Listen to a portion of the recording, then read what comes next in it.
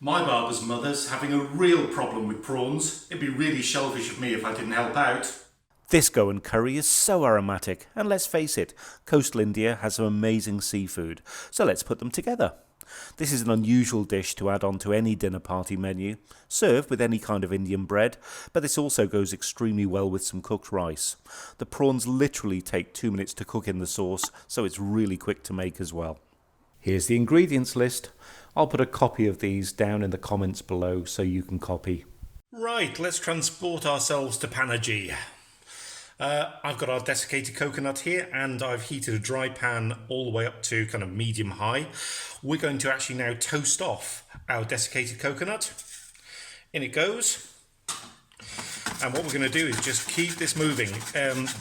Toasted coconut goes toasted very quickly, and it doesn't take long before it goes from desiccated coconut to desecrated coconut. So we just need to keep this moving, get this toasting on the medium heat, and you'll see that very quickly I can smell all the oils now from the desiccated coconut. It's beautiful.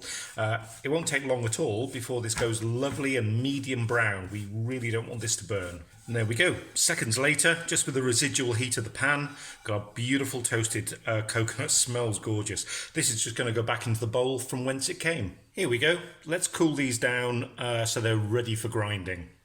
So our pan's back on this medium. Our dry pan's back on this medium high heat. In goes basically our toasting spices. So all the spices I've got under the kind of the toasting side, they go in, and exactly the same. Just keep them moving. I can start to smell the poppy seeds and the cinnamon. Now starting the oils going. So we're just going to toast these. These are going to take a little longer than the coconut because that goes very, very quickly. And I'm just going to get these where you can see some of the lighter seeds like the coriander to a little bit of a medium brown. We certainly don't want these to burn, so we just keep them going shaking over the heat.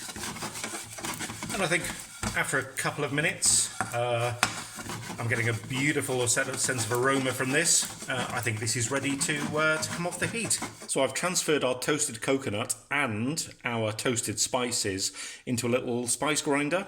And I'm going to add to it the garlic, and if you're using whole garlic, kind of 4 or 5 garlic cloves, I'm using some minced garlic, and the turmeric into here as well.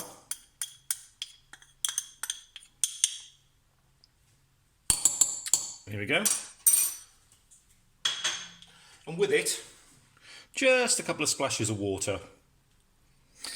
And I'm going to spare you the grinding noise, but we're going to grind this up into a lovely spice concentrate paste. Okay, let's see how this has gone. Oh, that looks about right. Just going to plumb the depths of this to make sure there's no kind of extra chilies that I've not managed to blend. That seems all right. I did actually end up adding a bit more water to this. You just use your eye. You probably will need to add more water. It doesn't have to be an exact measurement, but I think our paste is ready to go. Well, that's all the hard bit done, to be honest with you, getting the paste ready. The next steps are going to be really simple. So I'm going to add in our onion to a medium hot pan. We don't want the onion to colour, we don't want them to go brown, we just want them to go nice and translucent. And the first time I actually had this dish was actually in Panaji when I was working. I was there for a week, and I was quite intrigued because of course it's unusual to have a dish that starts with an X, so I was like, yeah, I'm going to try that. And it really was a bit of a cracker. I really enjoyed this dish. The hotel I stayed in was really weird. It was multicoloured. It was on the side of the bank of the river. And although it had a little beach, I remember not being able to use it because the tankers that were going up and down the river to the port just, it wasn't the most pleasant of beaches, let's put it this way. So let's give this a few minutes of moving this around and get these onions nice and transparent so that they lose their rawness. So our onions are nicely softened, and at this stage, if you're making a chicken Xacuti, what we'd do is we'd actually put in the chicken at this moment in time and would fry it off for another kind of 4 or 5 minutes to partially cook them, to brown them, and would make the sauce around it. But of course, as we're using prawns, these will literally take 2 minutes to cook. So we're going to go on regardless of the protein right now. But I am going to add in a little bit of nutmeg, our tamarind paste, which is going to sizzle away and give that nice sourness. Ah, love that. Always reminds me if you're watching from the west, HP sauce, that always reminds me of going in here. Don't need to substitute it. And of course, in goes our spice paste, and we're going to now fry our spice paste out, which is proving to be stubborn.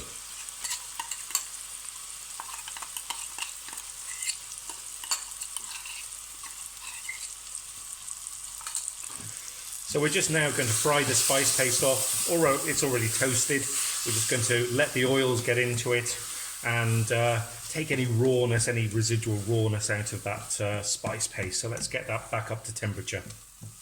So after a few minutes, our spice paste has lost any kind of rawness. It looks and smells absolutely beautiful. So to finish off the sauce, we're just going to add some water, and the same grinder that I used to grind the paste, I'm just going to add roughly the same amount of water. You can add more if you need to. I'm just going to let this combine and come to temperature. I'm going to put a top on it, and then I'm just going to let this simmer away, probably for about 15-20 minutes, because what I want is all of those spices to combine and get to know each other, and to start to make a very cohesive sauce. One thing I am going to do, if I open the right cupboard, is to add a little bit of salt, probably a teaspoon or so, and I'll taste this towards the end. It's finishing bubbling, just to see if it needs any more, but this salt will keep it going for now. So let's bring this up to temperature and get this bubbling with the top on.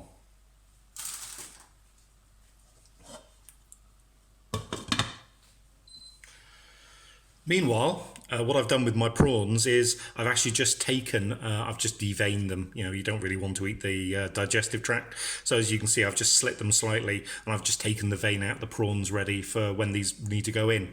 Okay, so should we see how we're getting on with this? It's been about just over 15 minutes. It smells gorgeous. It's got a very deep, earthy smell. Yeah, sauce has come together well. Let's just give it a quick taste for salt. For me, just needs a little bit more salt.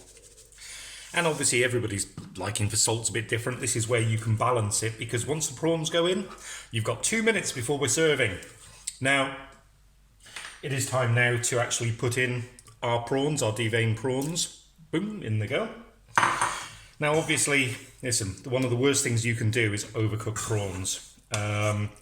And one of the things I think the problem is that Zenaida had is exactly that, is just by thinking, oh, I must make sure it's cooked properly. I've heard that, if you don't cook seafood properly, it can really injure someone. Well, to be perfectly honest, one of the worst things you can do is overcook it. Now, you can probably see that these are starting to go opaque now. So I'm literally going to put the top back on, let this come back up to a bubble. And literally 2 minutes, when these go pink and opaque, they're ready, and you can see that most of them have started to go already. Right, I've just taken the top off. It's literally been since this came up to a bubble, 2 minutes. You can see the prawns have kind of turned into a curly shape. They've gone opaque, they're pink, and when you touch them, they're a little bit firm to the touch. So, through 2.5 minutes, these are ready. So I hope Zenaida and you will try this. Let me know how it goes. I've got tons of video on this channel. Here's a few more. Why not subscribe and see what's coming next week? Bye!